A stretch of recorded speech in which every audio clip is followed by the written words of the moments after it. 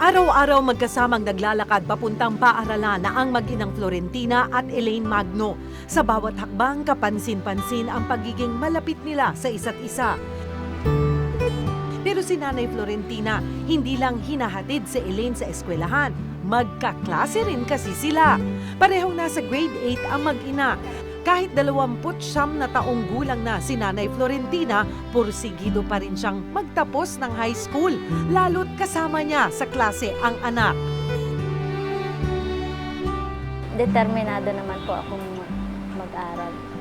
Talagang nagpupursige po ako na yung pag-aaral sa araw-araw ay magampanan ko ng tama.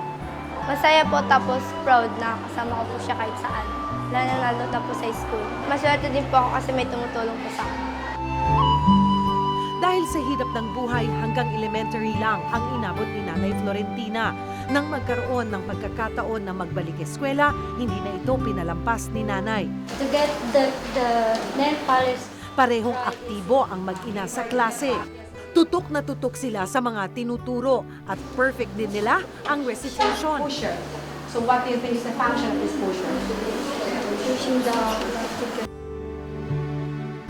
Pagdating sa bahay, sabay pa silang gumagawa ng assignments at projects. At sa bawat buklat nila ng libro o notebook, kasabay ng dampi ng panulat sa papel, katumbas ang sabay nilang pagkatuto. Tapos pag may mga assignment po na nagtutulungan kami mag-ina. Pag hindi ko po kayang gawin, nagpapaturo po ako sa kanya. Sa pagsusumikap na mag-ina sa pag-aaral, naging top 1 sila pareho sa klase. Kaya ang kanilang mga guro hanga sa determinasyon ng mag-ina. Pareho silang masigasig sa pag-aaral na napakagandang makita ng lahat.